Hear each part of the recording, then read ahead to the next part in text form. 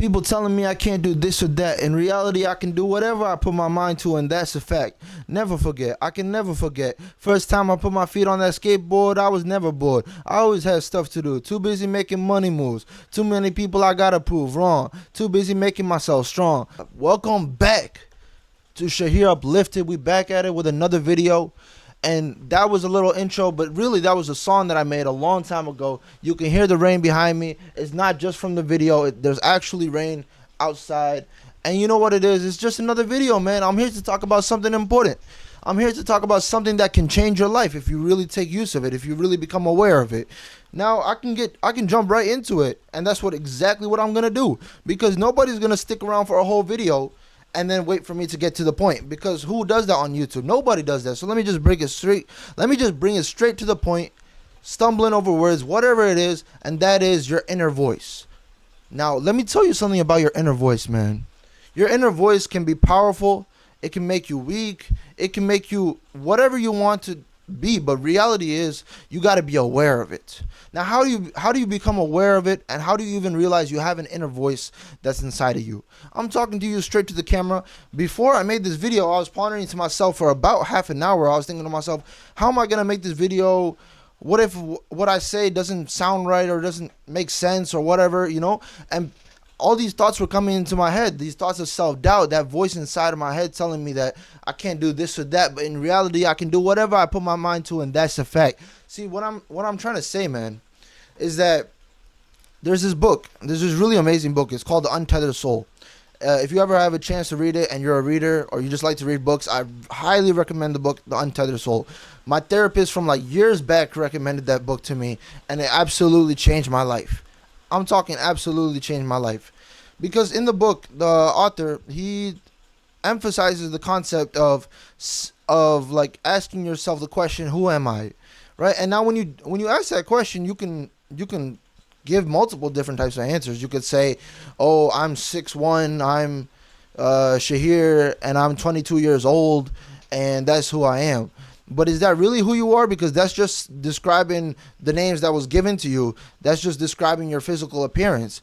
But is that really who you are? And then there could be another type of answer where somebody says, oh, my name is this, and I am a teacher at an elementary school. But is that really who you are, or is that just your occupation? Because that's just telling me what you do. That's not telling me who you are.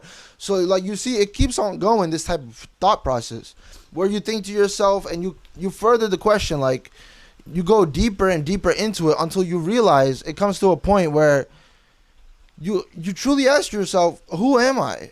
And you look at yourself and you realize that I am who I want to be, right? I am what my thoughts collectively describe me as. I am what my inner voice tells me what I am. But when you separate yourself from your inner voice and you look at yourself as the observer of that voice, then you realize it doesn't really truly hold power over you, and you can direct it to where you want to direct it to. When you recognize that that's just your voice, it loses the power that is trying to hold on to you. If you have an inner dialogue that is constantly rooting for you, that is constantly telling you that you can do this, you can do that, you can do whatever you put your mind to, and that's a fact, never forget.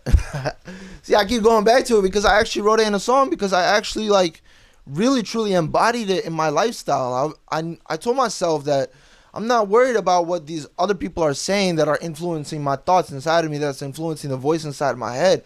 I'm gonna let my own thoughts, my own way of thinking influence how I actually look at my daily life, look how I shape my perspective. And when you look at it in that type of way, man, it could truly change your life. Like, now let me bring it into a more practical step. You know, I talk a lot about these abstract concepts, but they're not really abstract if you put them into practical use.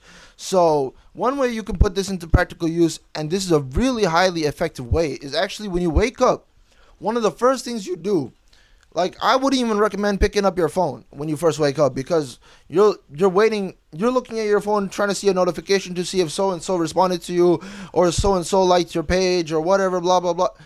That's not a healthy way to wake up, because you're waking up looking for people's validation. You know, that's not really a successful mindset, because you got to create your own sense of, you know what, I got this, I'm going to do this. So one thing I would recommend for you to do is when you wake up, honestly, is just Write down 3 things you're grateful for. Now I know this seems so simple, so mundane. Like, why is this guy talking about writing gratitude and being grateful and this and this? What is he talking about? But I'm telling you, there's so much power in it. Why do you think everybody tells you to do it if it didn't hold any power to do it? There's so much that you can gain from writing the things you're grateful for. Like, you first of all look at life and look at life throughout that day, specifically the day that you started writing out gratitude for.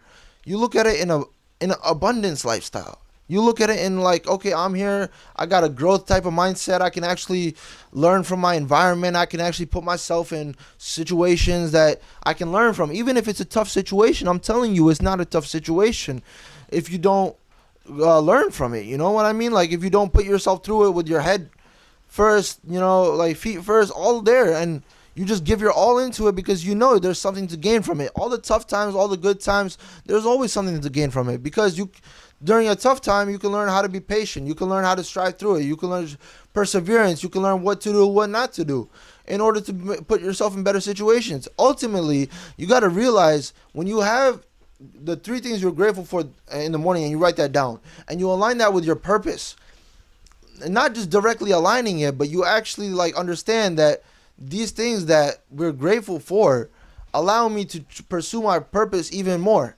And pursuing our purpose, whatever that purpose is for you, I'm going to put that for another video topic for sure, because I can get into like how you can find your purpose, how you can like really look into that if you've never really deeply thought about that before. It's actually really important that you do. But just to talk about for this one, for example, man, it's really simple. Don't worry too much about what people are saying, man. Do it for you. Do it for what your purpose is. Write those 3 gratitude. Talk to yourself.